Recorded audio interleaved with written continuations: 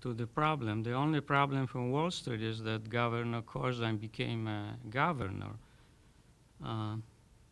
He demonstrated that he's incapable of governing New Jersey, basically. If you look at the level of debt, the fact that New Jersey credit rating was downgraded recently, the amount of spending that was imposed on this, that is basically unbelievable. That's why when challengers in New Jersey came together, they devised 10 common sense pledge in order to basically save New Jersey from fiscal catastrophe.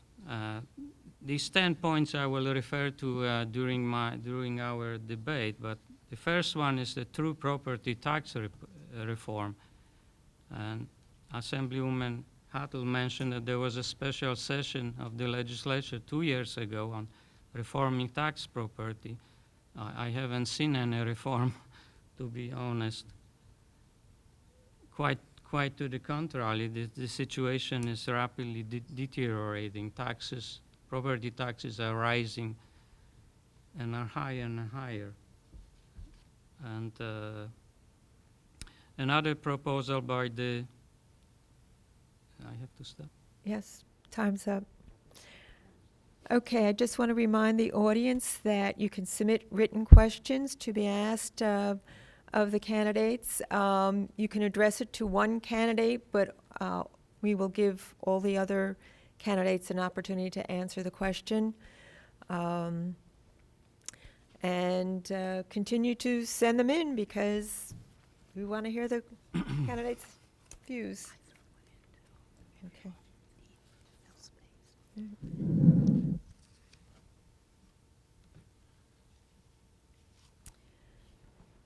Okay, this must be addressed to any and all. Are you in favor of state aid for private schools, with the state aid being restricted to the teaching of secular subjects? Mr. Bellin? Okay, Go ahead. I'll take that and run with it. Yes, I am in favor of state aid to the religious schools. You know, absolutely, it should not cover the religious education. The word was private. Private schools, yes. I would add that we propose education tax credit as part of the solution to relief tax burden that families have in cases when they send their children to private or religious schools. In that case, they have to pay double taxation, basically, because they pay property taxes which go to municipalities, plus they pay tuition for education of their own children. So it's basically double taxation in this case. I will say that our school funding formula is finally going to follow the child rather than the zip code. We have had historic problems with the urban schools, with the Abbott districts, that a lot of the money was going there, and of course the criticism was that we were wasting a lot of those dollars. I'm glad that this governor has gone to the Supreme Court and that the school formula funding was upheld, that now the dollars will follow the child and not the zip code. And as far as state aid going to private schools, I believe in charter schools. We're doing a very good job with those charter schools, but I also believe that public education is the way, I don't want to say it, we need to enhance our public education because we do have a very good public education system in New Jersey, and I would hope that we can restore all of the schools to the best we can. And again, as the money follows the child, we can have probably the best public education in the United States, in the state of New Jersey. Just briefly, we do fund charter schools. That's on our plan. That's being done now, and the public school system, as it's in place, it does work in the suburban areas. Of course, it's problematic in the urban areas, But as this administration goes forward, and we deal with and we are supporting early childhood education, which we do not feel is babysitting, but it's actually something that's very important to young people so they can become become a productive part of our society and get into learning at a very young age, where in their home environment it may not be that it may not be that it may not be a priority for them. So we do fund and we do support charter schools which are secular, and the system is working. However, I must say that the way we fund our school districts needs to be looked at, and probably needs to some changes need to happen there. We can't continue to fund our public schools basically on property taxes. Thank you. Immigration is a national issue with local impact. What are the positive and negative aspects of immigration in New Jersey, and what state legislation would you like to see, or should it all be national? So I'll start. I'm hoping that New Jersey leads the way with the American Dream Act. Right now, it's being visited in the federal legislation. I do have a bill for in-state tuition for students that are undocumented. And I like to use the word undocumented because they were born here and they've gone through the school system here, but their parents do not have the proper documents. Those documents are probably sitting somewhere in Washington in a stack of papers like this, where unfortunately the bureaucrats have just not gotten down to getting the documents out and processed. So with that, if a child goes through the public school system here and wants to go to college and better themselves and have the opportunity that we all had as immigrants in this country, in this great country that is diverse, and I like to celebrate that diversity with education. So when a child goes through K through 12 and they cannot afford that opportunity to go to college, and our community college that we're sitting in right now is doing a fantastic job because it is providing the access to many students that can't afford 4 years. So I am the prime sponsor of in-state tuition for undocumented kids that have graduated high school, and I would hope that that gets signed into law, and I would hope that the federal law follows suit for the American Dream Act. Mr. Johnson? Yeah. I believe that those who are here, whether they're born here or whether they're here as undocumented aliens, if they are not breaking the law, if they are not creating a drain on our public safety system, then they should stay here. And while they are here, their children should have access to an education. Period. Now, I put in a bill it was for what they call a driver privilege card, which would allow undocumented aliens to operate a motor vehicle in this state. It was not a driver's license. It just allowed them, it would just tell the police officer that this person has passed a driver's test and is allowed to operate this motor vehicle in the state of New Jersey, which is still pending in the process there. So if a person is here illegally, as I like to say, which I don't believe they are here illegally, then if they're here, they should be allowed to stay if they're not breaking the law. We should educate their children and them. Mr. Well, Bellin? in this country, we are all immigrants or children of immigrants, because very few of us are totally Native Americans. So we have to extend the rights and availabilities of enjoying and pursuing the American dream and becoming all you could become to newer immigrants, just like our forefathers when they came to this country. So I believe the immigrants, even if they're undocumented, should have equal access to the education. And I agree with Gordon that, you know, as long as they're not draining our systems, creating a criminal hazard, or engaging in illegal activities, and they become a productive part of our society, you know, adding to the gross domestic product, I think, you know, it should be allowed. I think there is a confusion here between legal immigrants and illegal immigrants. I wouldn't call them even illegal immigrants because they are illegal aliens here. The best example is myself. I applied for political asylum. I received documentation. I was interviewed. I had health examines and fingerprintings, and I was admitted to the United States in a legal way. People who come here illegally are not entitled to anything, in my opinion. It's their free will to come here and deal with the circumstances they are in.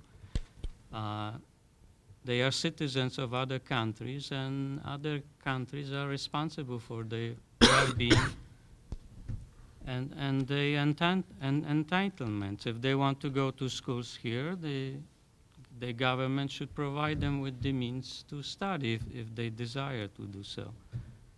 I wouldn't agree with Valerie about in-state tuition because they're not citizen of the New Jersey state. I would disagree with Gordon because people who are here illegally shouldn't be driving around here. Thank you. Would you support a constitutional amendment that would allow the public to vote on all new, I'm assuming, state debt? Would you support a constitutional amendment to the state constitution that would allow the public to vote on all new debt? Yes. One of the points, common sense pledge by Citizens for Assembly, which my running mate and I are, is that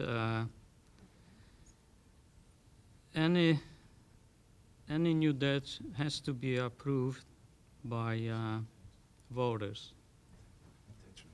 Exact formulation is citizen checks and balances. They require voter approval for future state and agency debt issuances.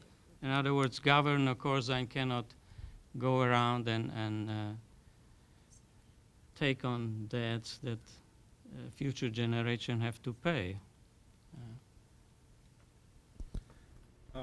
I have also signed the Citizens for Assembly Pact, and I agree that if we are spending the public's money or putting the public in debt by borrowing every single dollar, that the public has to eventually pay back in the forms of taxes, more taxes, increased taxes, then they should have a say in what the government is spending. And I think all new debt that is non-funded, in other words, if we're building a road, a bridge, a tunnel, railroad that collects respectable revenue and makes money and pays a debt autonomously by itself, should be okay. But all new borrowing would to pay sales tax and to create jobs and infrastructure should definitely have the public's approval because they're the ones that are going to have to pay for it. I was just trying to get clarification on a number, but we did pass that in the legislature that we do need voters' approval on a certain amount of money. For example, we have an open space ballot for 400,000 bonding. That's what it was, Gordon. Thank you. For any bonds that we do now, you do need voter approval and a referendum. On the ballot now is the open space, and that is up for voter approval. So with that, I will say that we have done that this year in the legislature to approve any bonds over a certain amount must be voter approved by a referendum. And add on to that, there are 120 of us in the legislature, 40 senators, 80 assembly people, representing their respective districts. It's our responsibility to ensure that the money that we pass, that we allow to be spent, is representative of the people that we represent, that we speak for, that we advocate for. That's why we're in Trenton. So, as Valerie said, we have a bill. There is a law. Actually, it's not a bill, it's a law, a referendum for bonding, and it's there. So, you vote for us, you put us in office to protect your interests and protect your priorities and to articulate what the needs are in your particular district. That's why we're there. I'll close with that. Okay, before I read the next question, a request has been made that when you're speaking, if you'd get closer to your mics or move your mics slightly closer, I think they mentioned something about 4 or 5 inches from your mouth. I've always been told, look like you're going to eat it, you know, so. I always thought my voice was too loud. Next question. Should the current arbitration process for public service contracts be amended to restore power to municipal authorities? And I'm not sure whether they really mean for public service contracts or contracts with their public employees, as in police or fire or something. And I hope that gives a better indication of what the question is. Mr. Johnson, would you like to start? We get the mic close to me here. All right.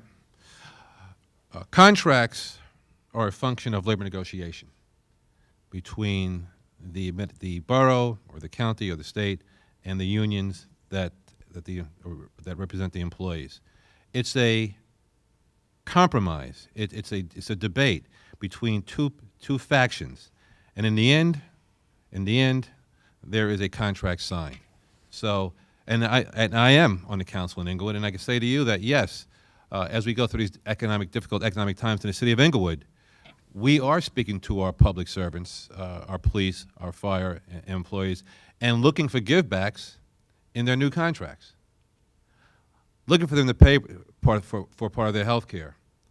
Looking for them to contribute more to the departments they're in, because with a reduction in personnel.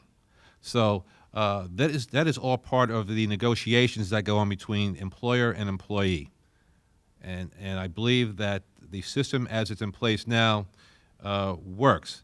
Now, there is one small glitch to that, of course, and that is the binding arbitration as it stands.